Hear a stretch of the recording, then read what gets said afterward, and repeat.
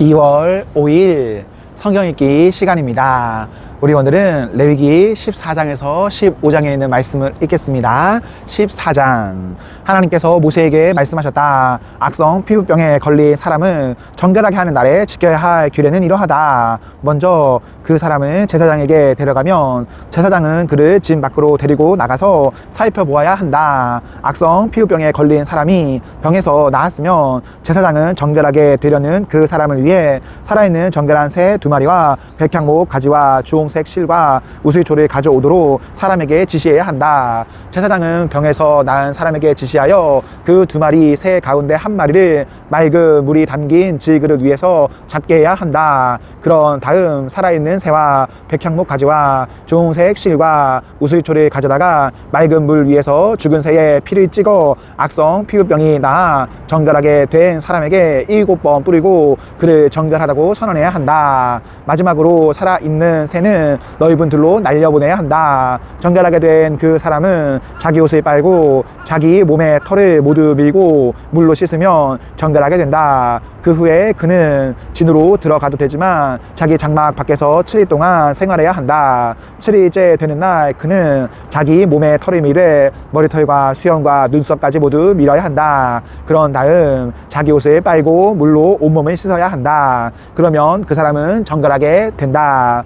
다음 날 곧 8일째 되는 날에 그는 흠 없는 어린 양 2마리와 1년 된 흠 없는 암양 1마리를 기름 섞은 고운 곡식가루 6리터와 함께 가져와야 한다.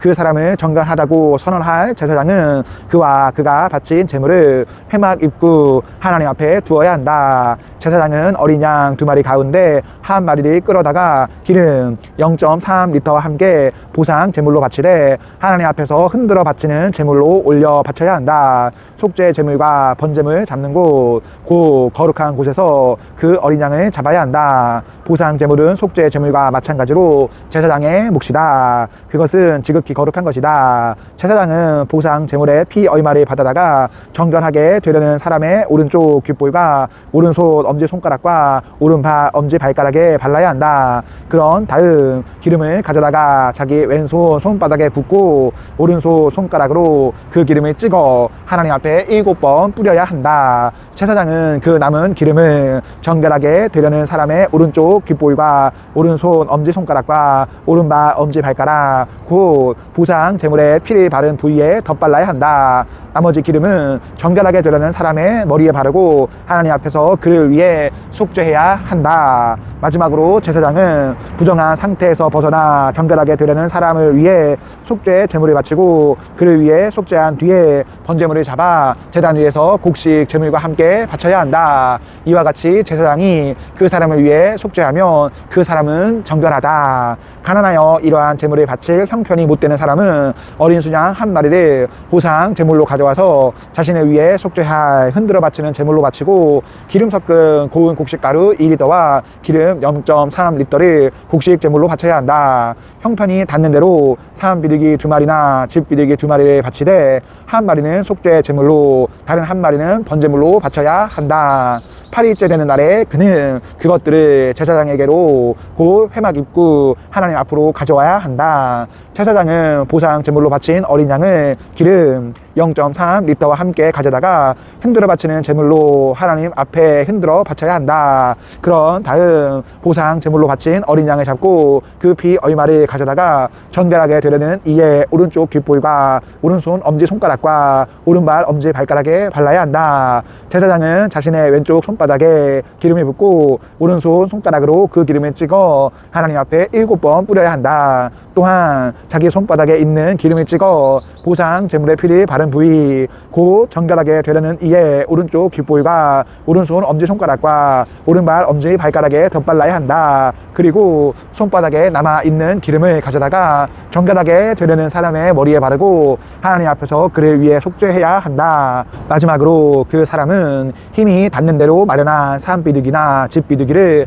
하나는 속죄 제물로 다른 하나는 번제물로 바치되 곡식 제물과 함께 바쳐야 한다. 이런 절차에 따라 제사장은 하나님 앞에서 정결하게 되는 사람을 위해 속죄해야 한다. 이것은 악성 피부병에 걸렸으나 자신을 정결하게 하기 위해 바치는 제물을 마련할 형편이 못 되는 사람이 따라야 할 규례다. 하나님께서 모세와 아론에게 말씀하셨다. 내가 너희에게 주어 소유하게 할 가나안 땅에 너희가 들어가서 너희가 소유하게 된 그 땅의 어느 한 집에 내가 내린 악성 곰팡이가 피거든 그 집의 주인은 제사장에게 가서 집에 곰팡이가 피었습니다 하고 알려야 한다. 제사장은 그 곰팡이를 살펴보러 가기 전에 그 집을 비우도록 지시해야 한다. 이는 그 집에 있는 물건이 하나라도 부정하다고 선언되는 일이 없게 하려는 것이다. 제사장이 그 집에 가서 살펴보아 그 집 벽에 핀 곰팡이가 푸르스름하거나 붉으스름하거나 부다나 있고 벽면보다 더 깊이 스며들었으면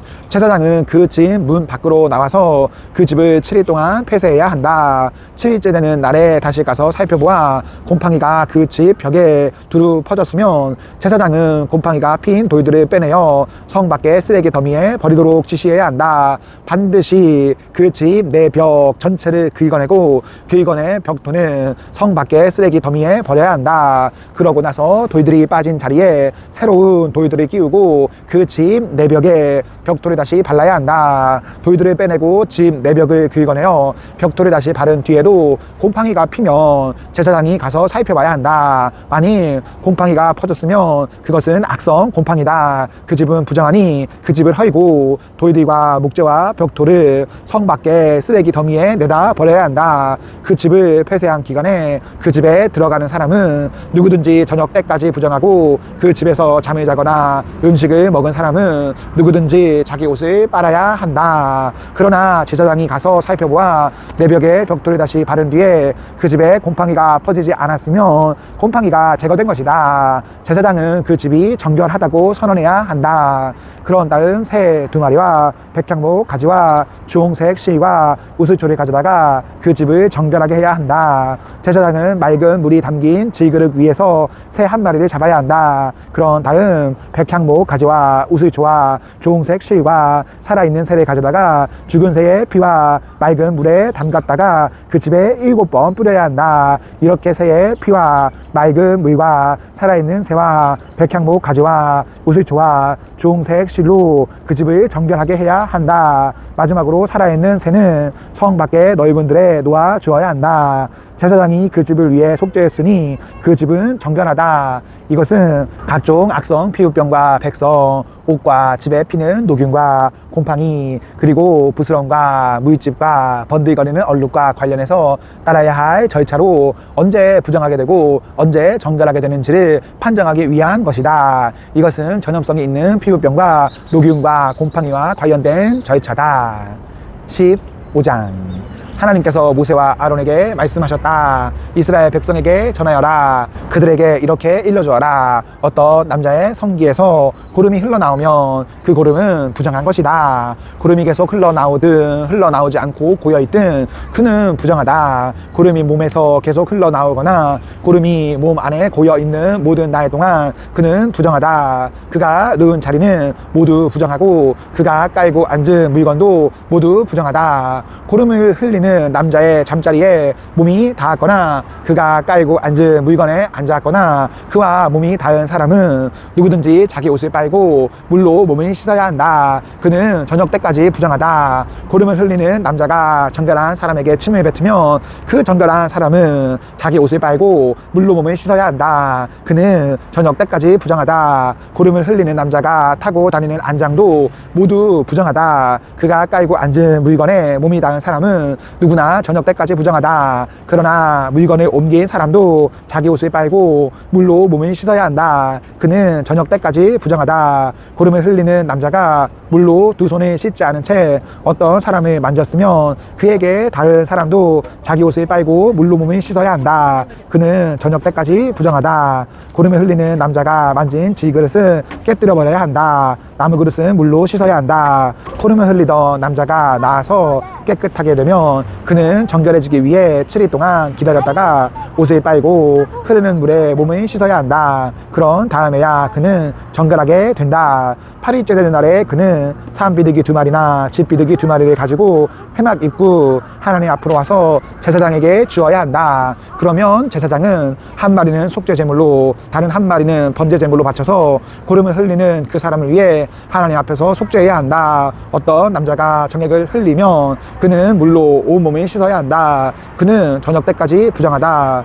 옷이든 가죽이든 만든 물건이든 정액이 묻은 것은 모두 물로 빨아야 한다. 그것은 저녁 때까지 부정하다. 남자가 여자와 잠자리를 같이 하여 정액을 흘리면 둘 다 물로 씻어야 한다. 그들은 저녁 때까지 부정하다. 어떤 여자가 몸에서 피를 흘리는데 그것이 월경이면 그 여자는 7일 동안 부정하다. 그 여자의 몸에 닿은 사람은 모두 저녁 때까지 부정하다. 그 여자가 월경 중에 눕거나 앉은 자리는 모두 부정하다. 그 여자의 잠자리에 몸이 닿거나 그 여자가 깔고 앉은 물건에 몸이 닿은 사람은 자기 옷을 빨고 물로 몸을 씻어야 한다. 그는 저녁 때까지 부정하다. 어떤 남자가 그 여자와 잠자리를 같이 하다가 그 여자가 흘린 피에 몸이 닿으면 그는 7일 동안 부정하고 그가 누운 잠자리도 모두 부정하다. 어떤 여자가 월경 기간이 아닌데 여러 날 동안 출혈을 하거나 월경 기간이 지났는데도 계속 출혈을 하면 그 여자는 월경할 때와 마찬가지로 부정하다. 출혈을 하는 동안 그 여자가 누운 잠자리와 그 여자가 앉은 자리는 모두 월경할 때와 마찬가지로 부정하다. 이러한 것들에 몸이 닿은 사람은 모두 부정하다. 그는 자기 옷을 빨고 물로 몸을 씻어야 한다. 그는 저녁 때까지 부정하다. 출혈이 멎어 깨끗하게 되면 그 여자는 7일을 기다려야 한다. 그런 다음에야 정결하게 된다. 8일째 되는 날에 그 여자는 산비둘기 2마리나 집비둘기 2마리를 가져와 회막 입구에서 제사장에게 주어야 한다. 그러면 제사장은 한 마리는 속죄 제물로 다른 한 마리는 번제물로 바친다. 제사장은 출혈로 인해 부정해진 그 여자를 위해 하나님 앞에서 속죄해야 한다. 너희는 부정하게 하는 것으로부터 이스라엘 백성을 떼어 놓아야 한다. 그렇지 않으면 그들 가운데 있는 나의 성막을 더럽혀 그들이 부정한 상태로 죽게 될 것이다. 이것은 고름이나 정액을 흘려 자신을 부정하게 한 남자와 월경 중인 여자가 따라야 할 절차로 몸에서 무언가 흘러나오는 남자나 여자뿐 아니라 부정한 여자와 잠자리를 같이 한 남자도 이 절차를 따라야 한다. 네, 오늘 말씀 모두 읽었습니다. 우리 오늘 하루도 하나님과 사람 앞에서 행복하십시오. 성령 충만하십시오. 안녕.